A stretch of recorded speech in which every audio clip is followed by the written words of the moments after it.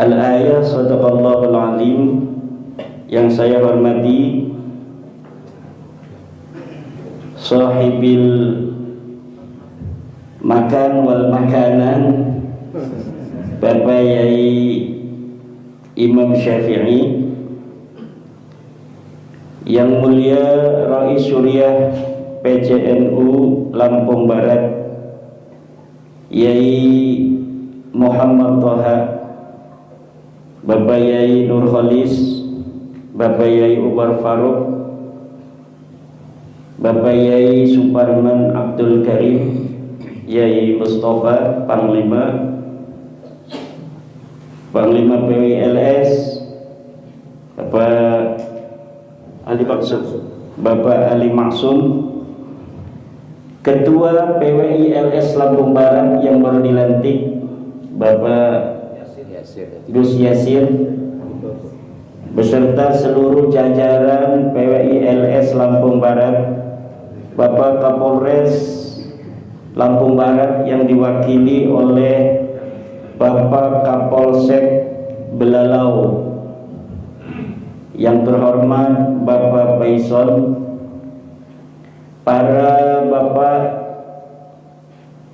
para pengurus MWCNU se-Lampung Barat, dan para sahabat Banser dan Pagar Nusa yang hadir, juga para muslimat, ibu-ibu muslimat, fatayat, ibnu IPPNU, semuanya saja. Alhamdulillah, pada malam hari ini malam yang sangat berbahagia dan insya Allah akan penuh keberkahan dari Allah Subhanahu wa Ta'ala, karena yang akan kita bahas ini adalah sesuatu yang merupakan salah satu ajaran dari para ulama-ulama Ahlussunnah wal Jamaah, wabil khusus Ahlussunnah wal Jamaah An-Nahdiyah, yaitu terkait dengan bagaimana interaksi kita dengan para orang-orang yang mengaku zuriyah daripada Kanjeng Nabi besar Muhammad sallallahu alaihi wasallam. Kata Ibnu Hajar mengatakan dalam kitab As-Sawa'iqul Mukhriqah, yanbaghi li kulli ahadin an yakuna lahu ghairatun fi hadan nasab asy-syarif wa dhabtihi hatta la yantasiba ilaihi ahadun illa bihaqqin.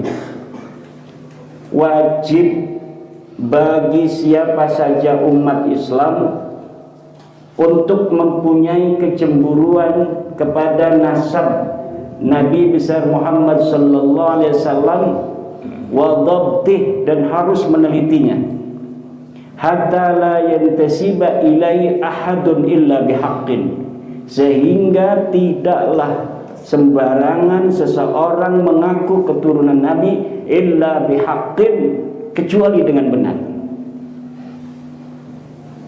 Ini didasari oleh firman Allah Subhanahu wa Ta'ala yang saya bacakan di dalam muqaddimah, ud'uhum li'abaihim huwa aqsatu 'indallah. Sebut mereka dengan leluhur mereka, dengan ayah-ayah mereka. Kalau kalian tidak tahu ayah mereka, leluhur mereka, garis keturunannya ke atas, wa ikhwanukum fiddin, mereka tetaplah merupakan saudara kalian. Panggil saja saudara, ya akhi, ya ukhti. Wa mawalikum, atau dipanggil dengan, kalau dulu Maula Ibni Umar misalnya, wahai anak buahnya Pak Umar, atau dengan kata-kata yang penuh penghormatan lainnya. Bagaimana dengan sesuatu yang telah terjadi dari apa yang telah kita yakini? Walaysa 'alaikum junahun fima akhta'tum, dan tidak ada dosa bagi kalian kalau kalian dulu salah. Itu namanya sudah syuhrah dan istifadah, tapi salah. Walakin, tetapi yang berdosa itu ma ta'ammadat qulubukum, sesuatu yang telah tahu namun sengaja kita tidak mau menerima pengetahuan itu. Itulah yang kemudian berdosa. Lalu apa? Nasab siapa yang mengaku turun Nabi? Kemudian saya teliti. Yang saya teliti adalah nasab orang-orang yang mengaku keturunan Nabi besar Muhammad SAW, yang selalu mengaku keturunan Nabi di Indonesia. Siapa dia? Yaitu dari suatu klan yang disebut dengan klan Ba'alwi, atau mereka memperkenalkan diri mereka di Indonesia dengan sebutan Habib. Karena mereka itu adalah merupakan sebuah klan yang anggota-anggota mereka rajin di media sosial menjual, mengaku bahwa dirinya adalah keturunan Nabi. Maka ketika kita melihat adanya ketidaklinieran antara pengakuan dengan akhlak yang ditampilkan. Aku cucu Nabi sering caci maki. Aku cucu Nabi maki-maki kiai. Habis Menteri Agama Gus Yakut itu. Aku cucu Nabi Mbah Hasim dibilang sejarahnya Kopingho. Itu dari klan mereka. Aku cucu Nabi, tapi Gus Dur dibilang buta mata, buta hati. Ngaku cucu Nabi, Pak Jokowi katanya anak PKI. Kodok katanya. Kodok. Ngaku cucu Nabi Kiai Maruf Amin katanya babi. Ngaku cucu Nabi polisi katanya orang coklat. Ngaku cucu Nabi orang yang membuat kajian ilmiah katanya dajjal iblis. Macam-macam. Inilah yang terjadi. Kemudian sampai membuat saya penasaran. Apa benar ini orang-orang model begini keturunan Nabi? Apalagi sebagian mereka yang punya duit sedikit menampakkan kekayaannya, flexing di media sosial. Baru punya mobil, baru diperlihatkan dia seperti bos. Anak buahnya sudah nyiapin jaket. Dia mau masuk mobil, jaket di ini dulu. Ini orang kaya di Indonesia itu nggak ada yang begitu. Tapi orang yang sok kaya dengan mengaku cucu Nabi tidak malu memperlihatkan di media sosial YouTube dan Facebook. Kemudian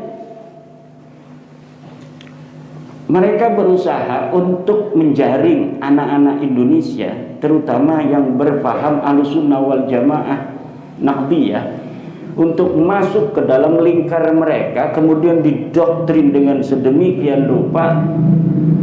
Akhirnya dengan kedok Ahlussunnah wal Jamaah Asy'ariyah, kemudian madzhabnya madzhab Syafi'i, anak-anak NU di Indonesia banyak yang masuk link mereka. Di dalam pengajian itu sedikit saja NU ada kesalahan, mereka doktrin jamaah mereka untuk apa? Untuk membenci para petinggi NU. Kejadian hasil muktamar atau hasil basul masail di Banjar tentang panggilan non-muslim untuk orang-orang saudara kita yang bukan beragama Islam.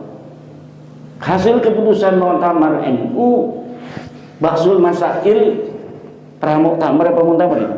Muktamar Kombes di Banjar, hasil basul masail Kombes di Banjar itu membuat sebuah keputusan bahwa panggilan kafir kepada saudara-saudara kita yang non-muslim di Indonesia ini merupakan panggilan yang tidak tepat. Kenapa? Karena kita adalah negara demokrasi yang berasaskan Pancasila, berdasarkan atas ketuhanan yang Maha Esa, kemanusiaan yang adil dan beradab. Kemudian mereka menyerang ini hasil keputusan basul masail NU sedemikian rupa dan mencaci maki tokoh-tokoh NU yang jamaah itu adalah orang-orang NU. Ini yang terjadi. Kalau misalnya NU ini punya calon, nggak bakal mereka dukung. Kiai Ma'ruf Amin calon dari Nahdlatul Ulama, NU berusaha untuk bagaimana Kiai Ma'ruf Amin itu untuk bisa mendampingi Bapak Presiden Jokowi waktu itu. Tapi mereka mungkin tidak ada yang mendukung.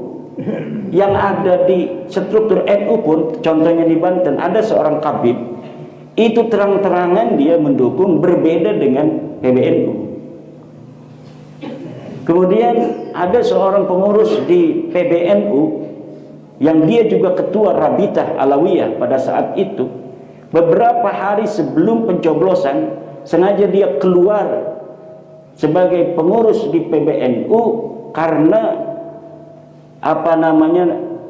dengan mengundang wartawan dan pengunduran dirinya itu diumumkan. Untuk apa? Ini ada tujuan-tujuan. Mudah-mudahan saja bisa mempengaruhi publik bahwa dukungan masyarakat Nahdliyin PBNU yang luar biasa ketika itu, dari mulai PB, PW, PC sampai MWC, digerakkan semuanya, ini sengaja untuk menggembosi, kemudian menyatakan mengundurkan diri beberapa hari sebelum pemilihan umum.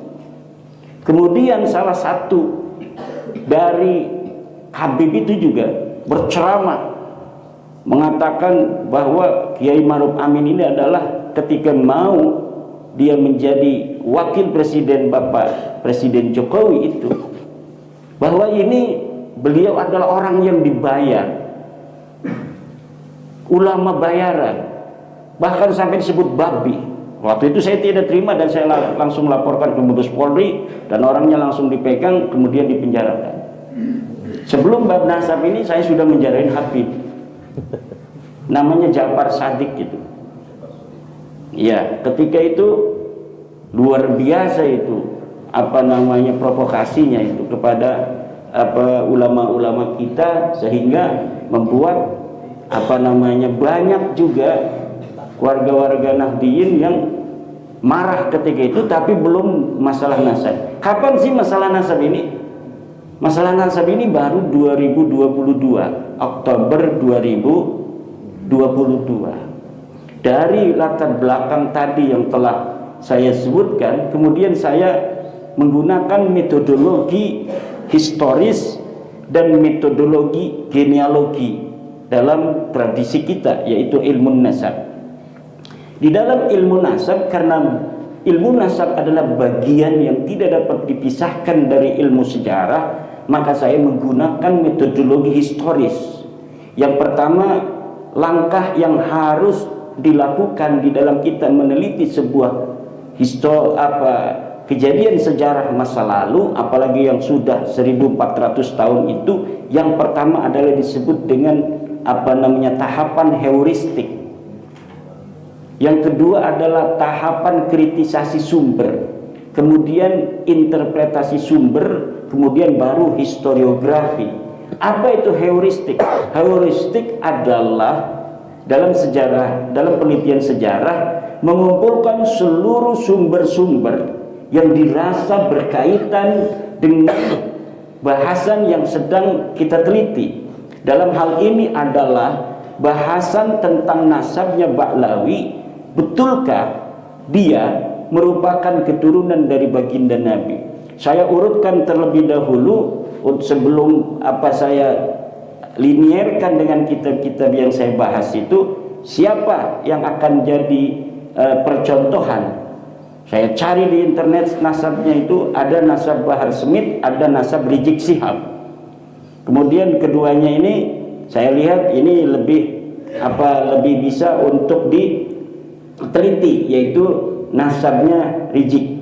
Nah, nasab Rizik ini saya urutkan dari mulai dia bapaknya yang ada di internet itu sampai kepada baginda Nabi Muhammad SAW.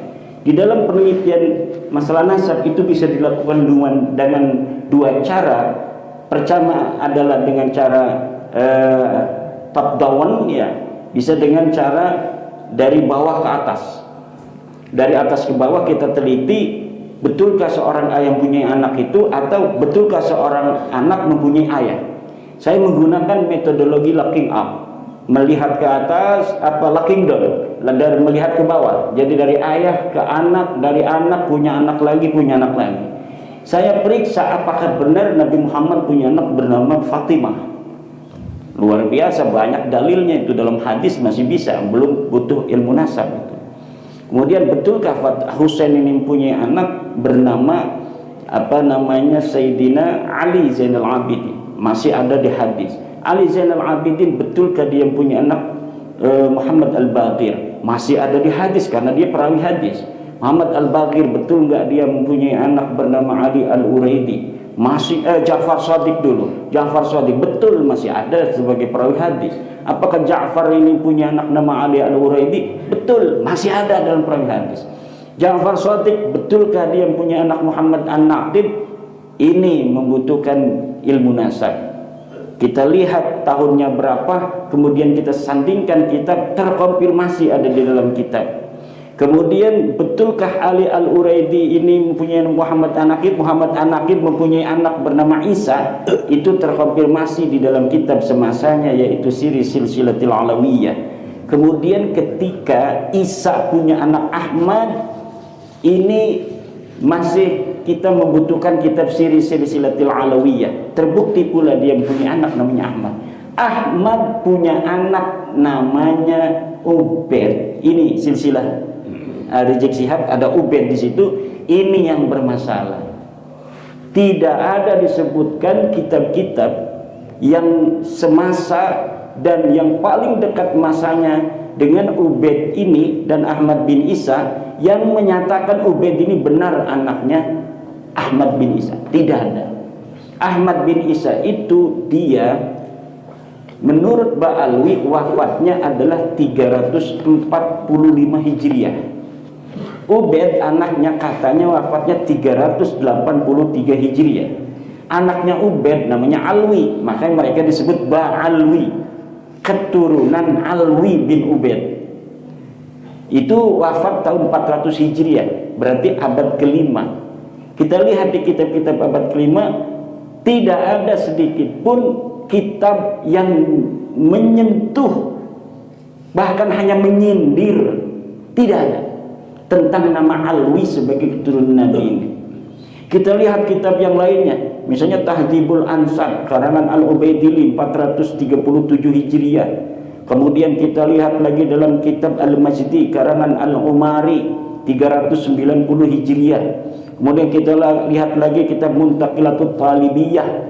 Ini tidak ada angka tahun wafatnya, tapi diperkirakan dia hidup atau meninggal dunia itu 490 Hijriah juga. Kemudian kitab abad ke-6 namanya Syajarah Al-Mubarakah, wafat 606, tapi ini kitab ditulis 597 Hijriah. Tidak ada juga Ubaid dikatakan sebagai anaknya Ahmad bin Isa. Bahkan dikatakan di situ anaknya cuma 3, Muhammad, Ali dan Husain. Laisa lahu walad, tidak ada anak yang namanya Ubaid. Kemudian kitab abad ke-7 Al-Bahri, kitab abad ke-8 Al-Asili As-Sabatul Musal, kitab abad 9 Umdatul Talib Al-Kubra karangan Ibnu Inabah. Tidak ada semuanya menyebutkan keluarga Ba'alwi, susunan nama-nama yang ada di dalam leluhurnya Rizik Syihab ini sebagai keturunan baginda Nabi. Lalu bagaimana dia sekarang jadi keturunan Nabi? Ceritanya di abad 9 itu leluhurnya Rizik Syihab ini mengarang kitab, nulis dewek, arane kitab Al-Burqatul Musyiqah.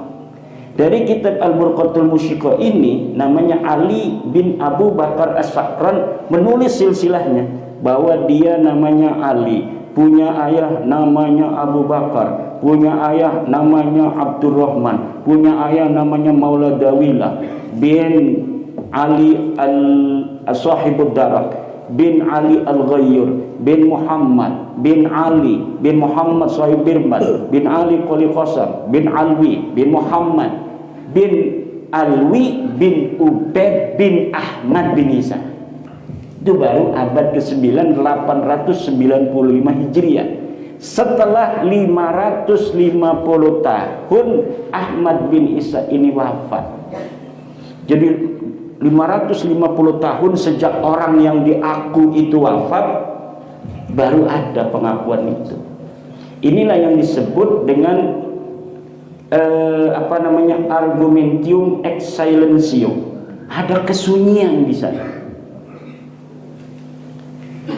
Kalau ada kesunyian, tidak ada satupun dari 14 nama yang disebutkan dalam silsilah mereka itu dalam rentang waktu masa di mana diperkirakan orang itu hidup. Yang orang itu hidup, di kanan kirinya ada ulama. Kalau dia itu orangnya adalah orang Tarim, di situ ada Taiz, di situ ada Aden, di situ ada Siwun, banyak ulama yang mengarang kitab. Di Tarim sendiri ada ulama mengarang kitab. Setiap ulama yang menyebutkan, yang mengarang itu di abad kelima, misalnya Ibnu Samrah menyebut ulama-ulama di Tarim, tapi keluarga mereka itu di abad 5 Hijriah tidak ada satupun yang disebut namanya itu. Tidak disebutkan. Inilah yang membuat aneh. Masa iya orang yang disebut mujtahid mutlak, katanya ini Ubaid ini mujtahid mutlak, sama Imam Syafi'i, Imam Hambali, Imam Ahmad bin Imam Maliki, Imam Ahmad bin Hanbal. Masa iya mujtahid mutlak, nggak ada yang ngutip sama sekali. Orang Tarim semua disebutin ulama di situ, kok dia adanya di Tarim. Tetapi kenapa sama sekali namanya tidak disebutkan? Hada yadullu ala annahu ghairu mawjud hunaka fi dzalikal waqt. Tidak ada waktu itu orang. Bukan hanya dia tidak terverifikasi sebagai keturunan Nabi, Ubaid ini pun terverifikasi sebagai fiktif dalam kesejarahan yang diciptakan oleh keluarga mereka itu. Tidak ada orangnya.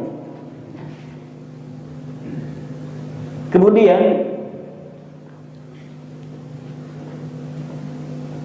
orang yang dikatakan Ahmad bin Isa ini, yang kemudian mempunyai anak katanya Ubaid, itu diberi gelar Al-Muhajir.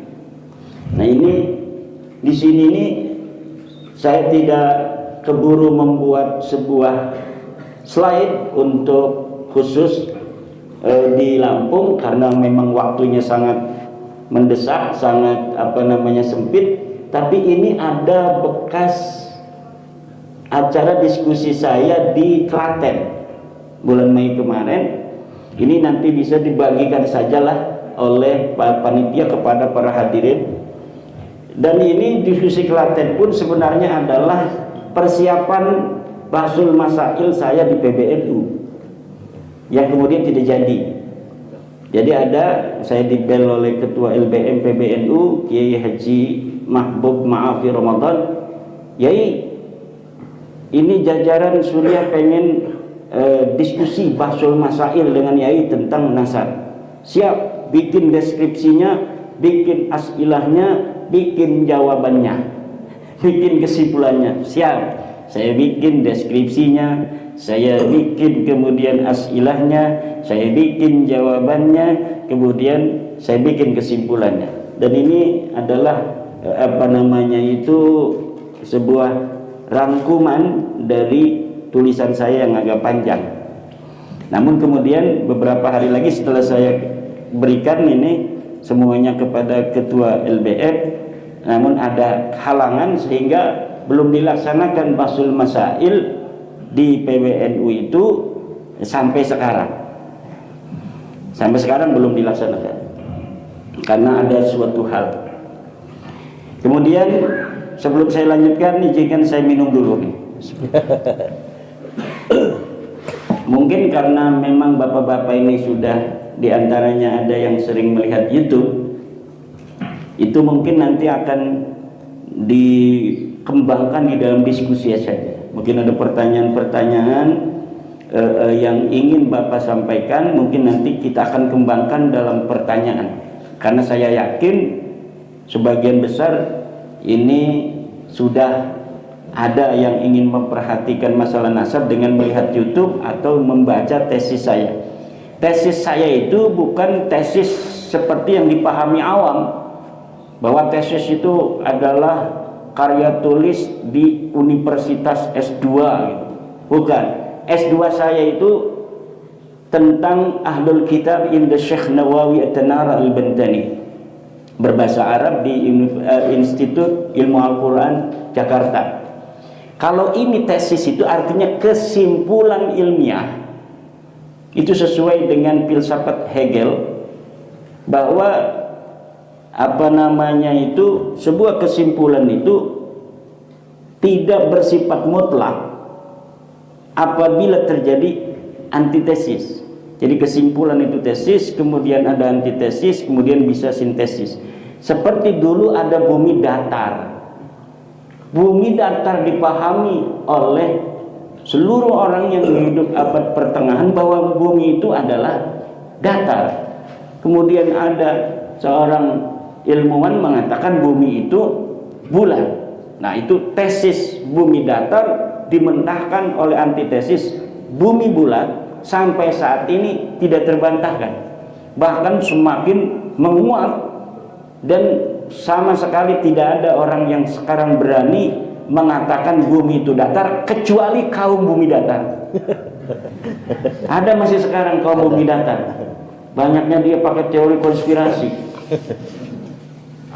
Bumi datar, orang yang sudah bisa ke atas ruang angkasa memoto bentuk bumi, ya bentuknya bulat, itu sudah hakul yakin dengan musyahadah, terlihat.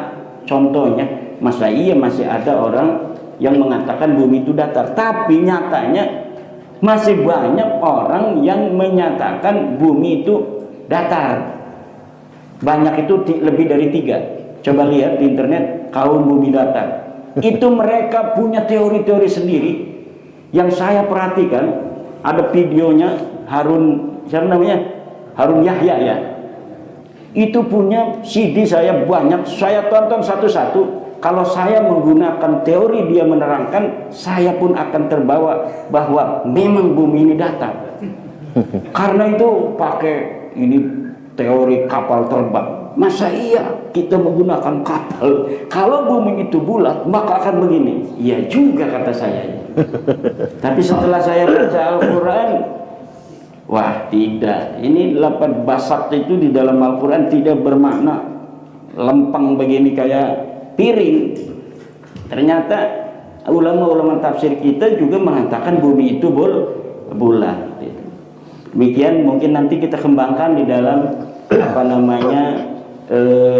pertanyaan-pertanyaan. Kesimpulannya apa? Kesimpulannya Habaib ini bukan cucu Nabi.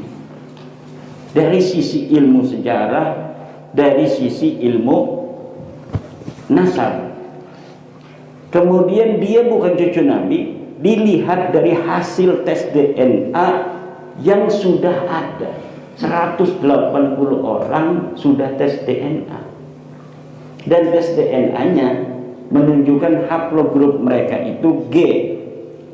Sedangkan keturunan Nabi menurut para ahli harus mempunyai ciri kode genetik haplogrup J1 sesuai dengan para keturunan Nabi yang sudah tes DNA di seluruh dunia Islam, dari mulai Saudi, Al-Abdali, Al-Auni, Al-Jamajizah, kemudian di Yordan, Al-Hashimi, di Maroko, di Yaman itu. Di Yaman itu ada yang bukan Pahlawi, namanya Az-Zaidi, Ar-Rassi, At-Toba-Toba, Al-Jailani.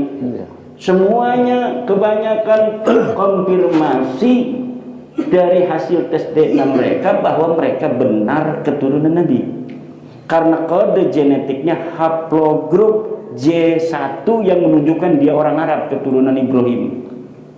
Sedangkan orang-orang Bahlawi ini, Al-Attas bin Syihab bin Semit bin Yahya As-Seggar, Maula Dawila, Maula Khelah, ini haplogrupnya G. G ini baru bertemu dengan Nabi Muhammad 40.000 tahun di atas tuh, baru satu kakinya 40.000 tahun ke atas.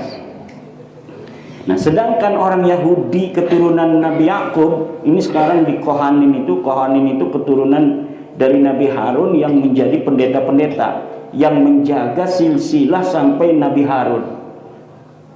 Itu sudah terverifikasi dan terkonfirmasi hasil dari haplogrup mereka J1 juga. J1 itu bertemu di Nabi Ibrahim, yaitu 4.500 tahun dari sekarang. Karena Nabi Ibrahim hidup 4.500 tahun dari sekarang. Itu antara orang-orang Kohanim dengan orang-orang keturunan Nabi Muhammad dari Saudi Arabia itu bertemu di satu kakek 4.500 tahun. Berarti klop, sama-sama ngaku turunan Ibrahim, sama-sama ngaku sebagai orang Arab, bertemu 4.500 tahun yang lalu. Ketika disandingkan dengan Ba'lawi ini, dengan bin Shihab, bin Smith, hasil tes DNA-nya disandingkan, ini Kohanim, ini keturunan Nabi yang ada di Saudi Arabia. Seret ketemunya 40.000 tahun yang lalu. Menandakan ini bukan siapa-siapa. Kalau dengan orang-orang yang Yahudi keturunan asli Israel ini ketemu 4.500 tahun. Betul secara sejarah karena Nabi Ibrahim itu 4.500 tahun yang lalu. Kemudian punya anak namanya Ismail, menurunkan orang Arab. Punya anak namanya Ishak, menurunkan orang Israel. Ba'lawi ini adanya belah sini. Ketemunya di sana satu kakeknya dengan orang-orang Jawa, dengan orang-orang Arab yang keturunan Nabi itu 40.000 tahun yang lalu. Kalau orang Jawa yang haplogrupnya O, itu ketemu Nabi Muhammadnya itu masih tidak terlalu jauh. Jadi kita lebih dekat dengan Nabi Muhammad orang Jawa daripada Ba'lawi ini.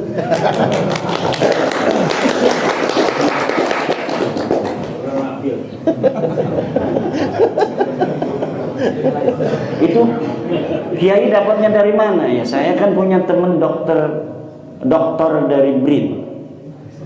Dokter dari BRIN yang sekarang beliau giat untuk memberi pencerahan kepada masyarakat Indonesia tentang bahwa pengakuan Ba'lawi ini secara ilmu DNA itu mustahil. Jadi secara ilmu DNA mustahil, secara ilmu nasab tidak terkonfirmasi dalam ilmu sejarah.